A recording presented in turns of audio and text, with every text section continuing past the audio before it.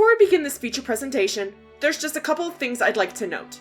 This originally began as a co-op with ex-SEC member Raven Pines for the group Purely Odd Grandmasters, and that iteration was even fully completed in terms of recording and editing. However, that iteration will likely never be publicly released for a couple of reasons. Firstly, it turned out to be riddled with flaws that weren't caught during script checking and editing, and it had to be reworked as a result. Raven, however, never scheduled any sort of time for us to go back through the script to address any of what the co-op was criticized for. Which leads me to reason number 2. Raven was removed from POG after a call in the courthouse that left her on extremely thin ice, at best. And then later straight up out of the SEC after more came out about her and a call in Senate. More info can be found in Doodle's video on the situation. Since I personally have no desire to associate with her anymore, I felt it was fair game to completely drop her from the project and handle the reworking myself. With all that being said, enjoy the show.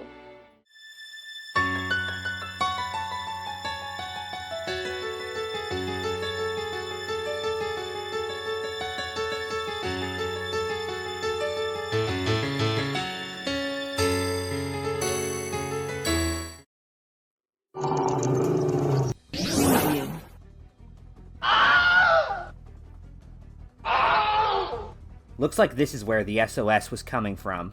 Oh, thank goodness. We're saved. Take...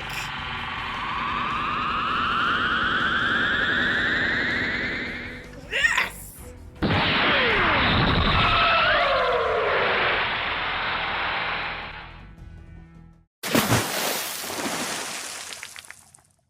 Man, I want some calamari for later. Huh. Seems like the link's broken. I'll see if the video it's connected to has been archived elsewhere.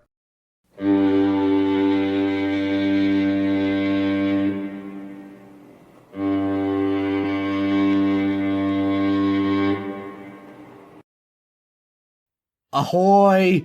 We've made it! It took a bit, but I managed to find it. Maybe we could watch it together after... What do you mean you don't want to pay them? Oh, you have got to be kidding us. Hold on, I'll try to negotiate with their boss.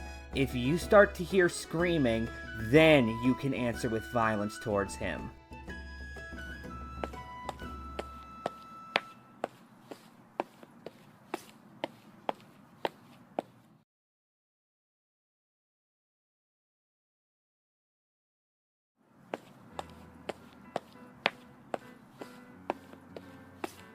Young lady, what do you happen to be doing here all by your lonesome?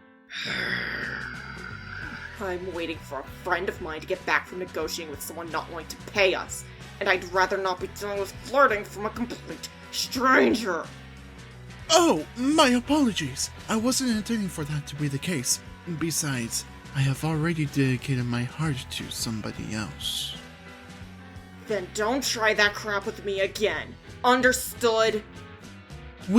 Though, if I may ask, what is that curious item you have in your hands there? This? It's an archive of a video. My friend got it from a link dropped from a squid we had to fight. Ah, I did hear about an increase of squid-related activities in the area. Hopefully they shall begin to quell thanks to you and your friend. Thanks. Since it might be a while before he gets back, you wanna watch it with me? It would be my pleasure to join you on such an endeavor. Well then, it's showtime!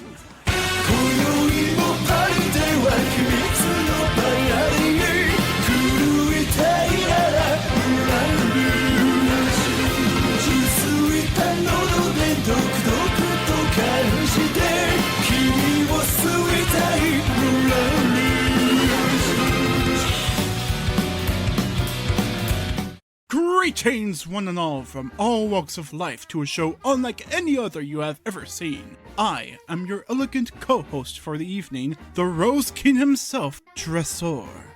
And I'm Riaky Ambra Misscale, Draconic Aeon Mage and leader of Team Magia. Tonight, I'll be dissecting a video alongside my overdramatic partner over there. Well, it isn't my fault your ability to have fun is hampered by how overly serious you are being at this current moment. Anyways... The video in question is by SquidTheCynic, a horror YouTuber who used to be an anituber. On February 2nd of 2022, he made a rant video discussing how he feels anime has gone downhill and what he feels must be done to fix it. Nothing too dramatic here, even with the original video now being private. Now, while there is plenty of information that came out after the video that could be theoretically used to debunk the Cynical's video, we feel it would simply be unfair and unnecessary to do such a thing. With all of that out of the way, let us start the video already. Okay, it is no secret at this point that I have become very disillusioned with anime as a whole, but I want you to keep an open mind for this video. I want you to hear me out entirely before you cast any judgment, and I understand that may be difficult, but I'm requesting that you do it nonetheless. Why do I get the feeling whatever he's going to say after this is going to be him pushing his totally controversial hot take down the audience's throat? Because, my dear Riaky, foreshadowing is a literary device in which...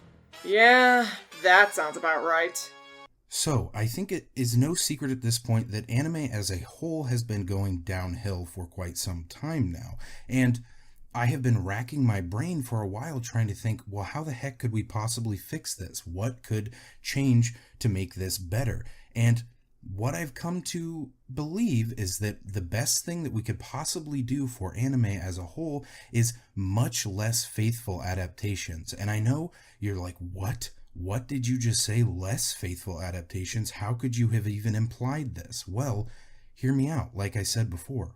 Actually, let me blow your mind a little bit more. I think that we should maybe stop adapting manga altogether into anime. So, well, there's already several things wrong with this topic sentence. We'll get into the problems that start to arise from his actual solution later, but I want to focus on him saying that manga should stop being adapted in general. Because considering the glut of anime that come from manga adaptations, it would essentially be lessening the amount of recognizable names for people to be drawn to and potentially become fans of through the medium. You know, something that would more than likely kill it outright. Plot details are teased through subtle or non-subtle means. I've talked about it before, but I think manga adaptations are just inherently flawed. And case in point, I have seen thousands of anime at this point, definitely thousands of episodes of anime, but tons and tons of different series, and not one has been an absolutely perfect adaptation, because it can't be. It's not possible. And this is not a problem limited only to anime. This is something that applies to TV shows based on books, movies based on books. They can never be a 100% faithful adaptation because that just does not exist. For Romeo's sake, this word salad is severe enough to make Tresor reading ass speak like normal sentences. Also, saying you've seen thousands of anime, only to course correct into saying you've at least seen that many episodes of anime. Can you tell this guy didn't write a script to keep his thoughts in check? Since I am here, I shall address your point about perfect adaptations. For starters, you do not give us a particularly clear idea about what you mean by that.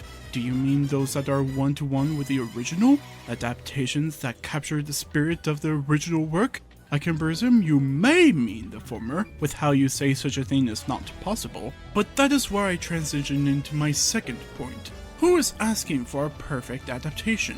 The common folk tend to enjoy adaptations simply because they're adaptations of works, whether they closely follow the originals or not, with critique only coming about because of poor handling of the execution. But I suppose there will be plenty to say about that in particular later. So here is my suggestion for what anime should do.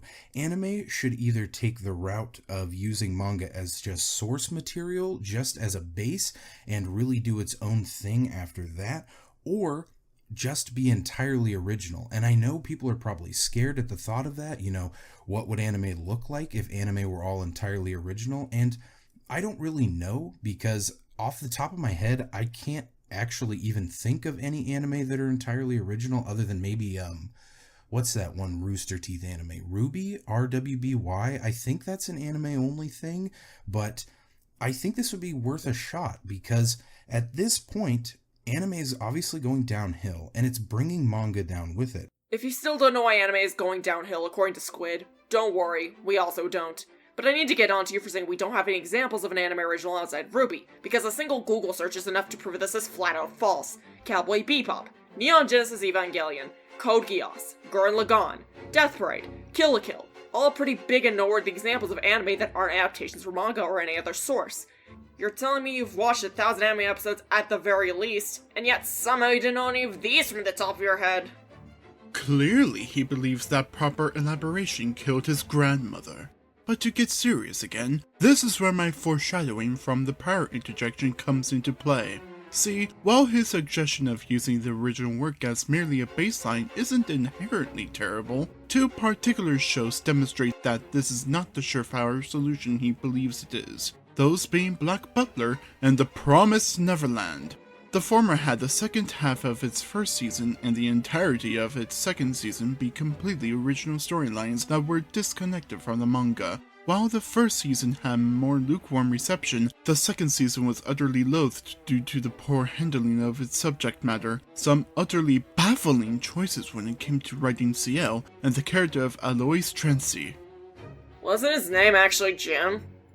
Yes, but that's utterly irrelevant to my point. The much more manga-faithful adaptations such as Book of Circus and Book of the Atlantic not only have been much better received in comparison, but also helped revive fandom interest in the series. As for The Promised Neverland, while the first season was positively received by fans and newcomers, the second season left much to be desired. This was in part due to cutting out two particular arcs, one of which being the fan-favorite Goldie Pond arc. There have been a number of theories for this, one of which being the choice to add original scenarios based on the mangaka's supervision.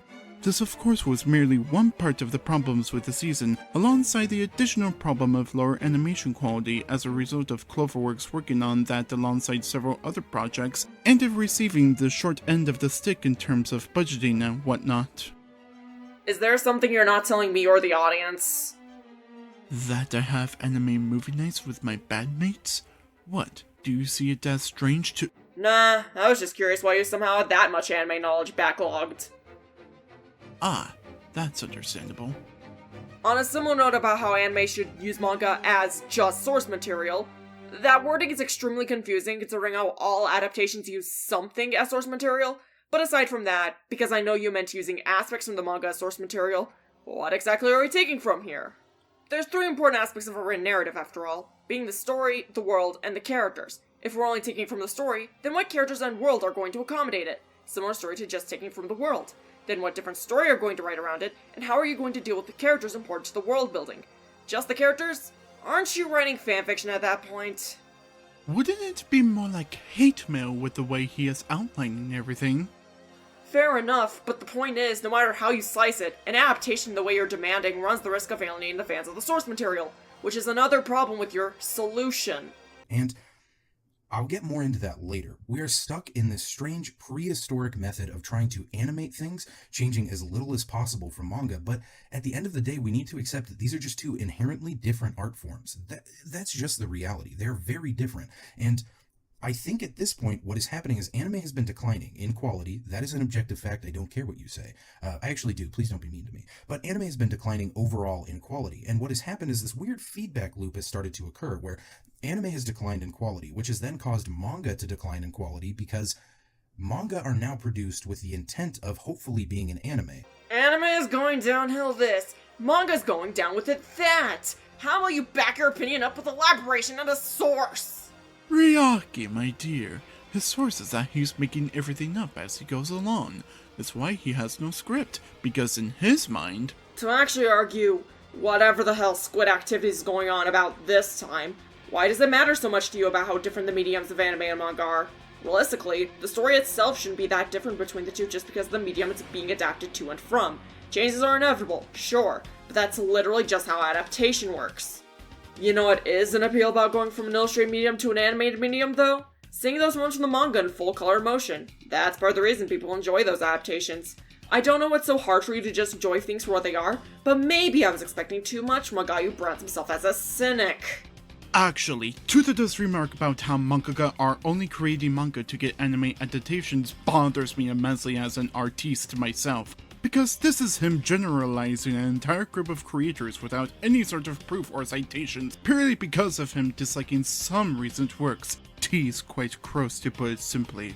So, manga artists seem to look at what anime is doing and say, okay, I should do that because I hope to get an anime.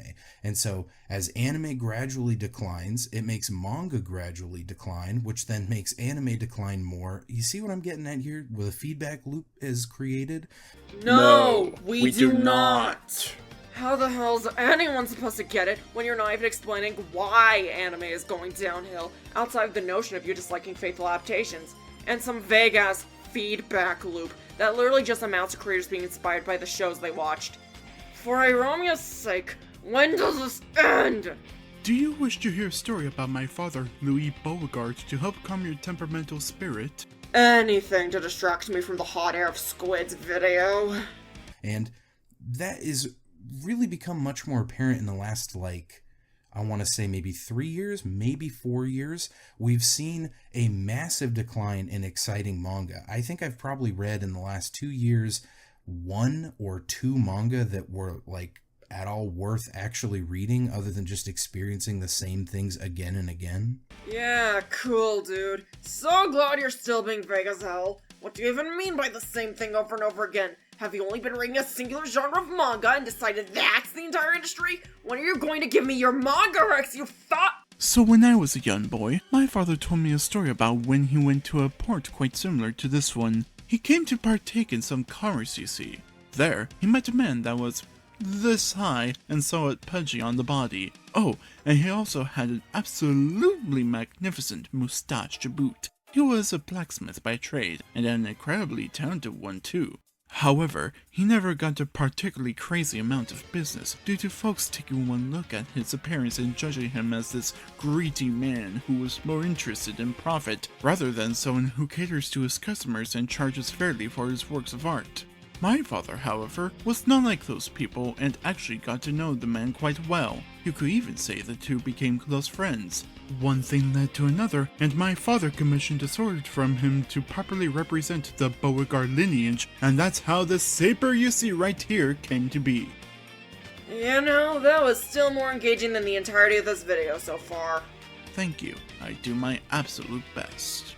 Another really big problem that anime has, and I've talked about this a couple times specifically with voice acting related videos, but anime dubs are atrocious. Oh, for Iromia's sake, we're not even on topic anymore. Why are we talking about anime dubs now?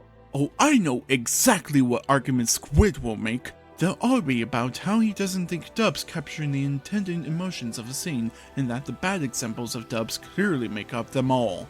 And what dubs should be is the most approachable way to get into anime, right? You've got your normie friend, he doesn't watch anime at all. Well, you can just say, hey buddy, watch Hunter x Hunter, but watch it in English. That way, you don't even have to bother reading subtitles, it can be your own language. Well, the problem with dubs is that almost no effort is actually put in them to make them English friendly at all. It is extremely jarring to me, and I'm sure many other people, to hear some guy who's from New Jersey or Boston or something say, hey Miyazaki-chan.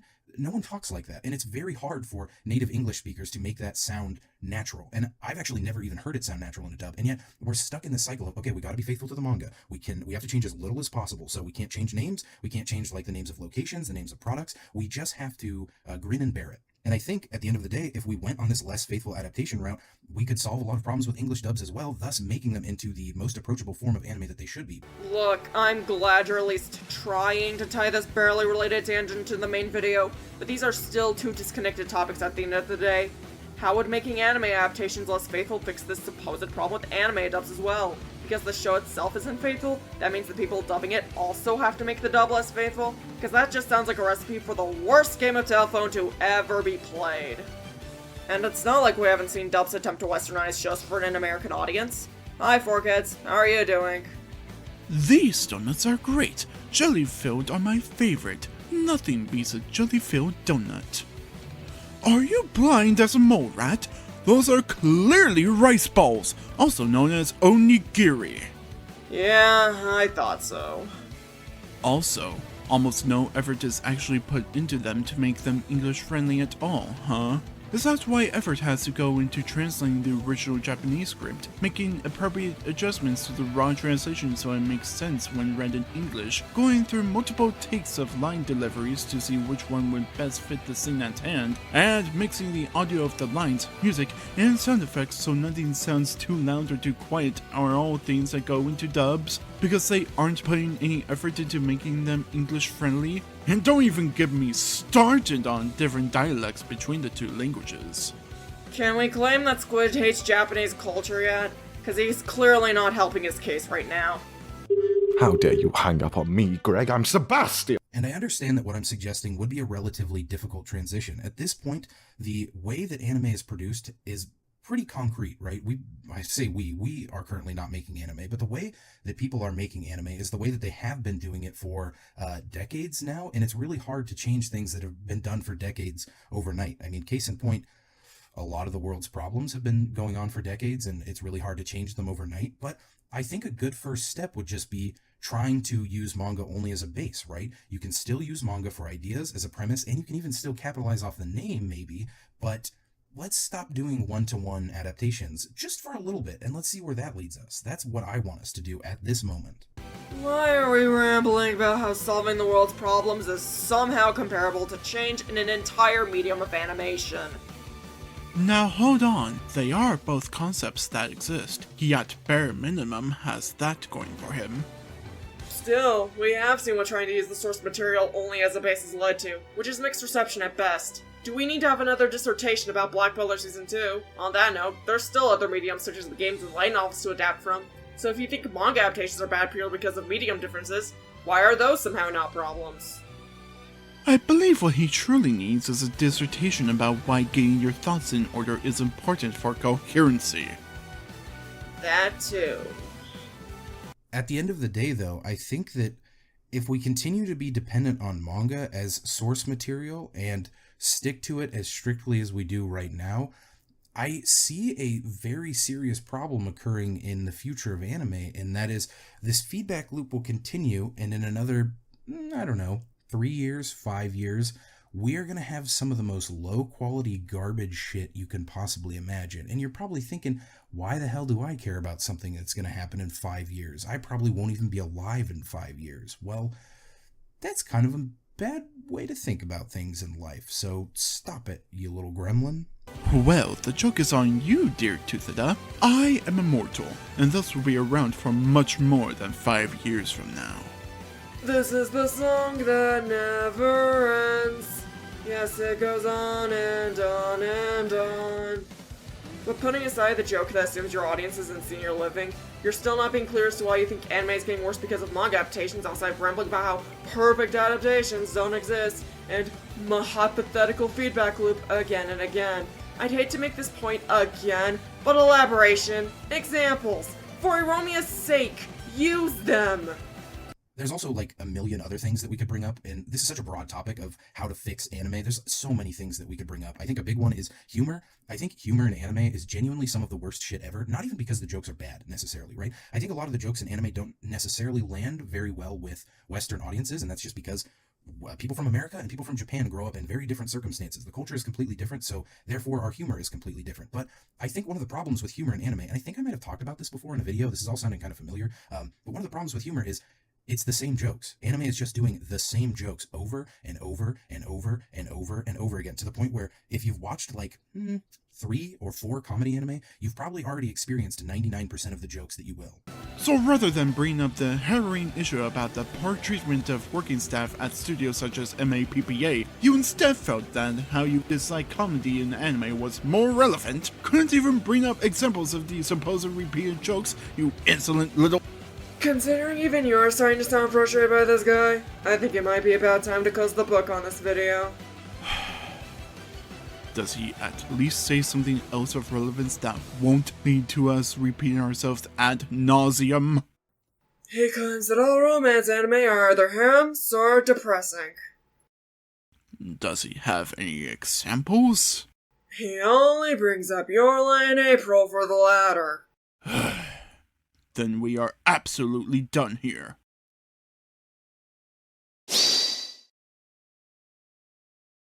What an utter train wreck of a rant! Rather than try to elaborate on whatever point you may have had, you went around in circles rambling about whatever barely relevant point came to mind. I do believe, however, that this makes for an excellent case study on why overgeneralization and hyperbole make for flawed critique on topics such as this, since throughout, Tuthida chooses the route of making over-exaggerated claims about dubs, especially in place of proper structure and discussion. Riaky, I give the stage to you. Thanks. For a video that at least seemed concerned enough about how Squid felt anime was going downhill, no effort was really put into making it coherent or even something for the audience to think about or consider. To break it down to the major issues, the lack of examples, the lack of script, and the lack of elaboration. All of these things just led to a video where everything that was said could only really be taken with a grain of salt. As for my advice to the audience, keeping your thoughts in check is absolutely one of the most important things for a video like this, whether you use script or just use notes. Examples and elaboration also help immensely, since it makes your claims much easier to be taken seriously. One last thing, doing research before you begin scripting or recording will help prevent potential misinformation from slipping in like what happened with Squid's video. I hope anyone watching is able to take something from this, and I'll see you guys in another dimension. Well, I believe your friend should be back by now. Sorry, Riaky. That took much longer than I thought it would. Did you nearly die or something? Fortunately, no. I just didn't realize I had to negotiate with a literal dinosaur. Correct me if I'm wrong, my bespectacled fellow, but aren't dinosaurs extinct? Not wherever that guy was from. Fortunately, he's been sent back to his home dimension, and the crew's actual boss has been rescued.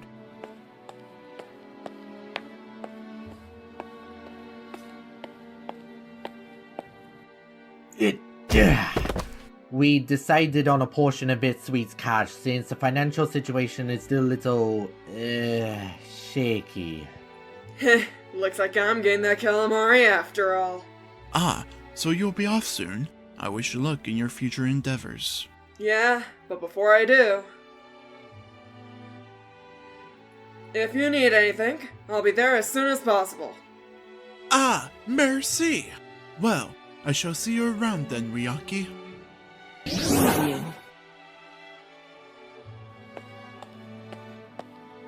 Edgar, mon petit chouchou.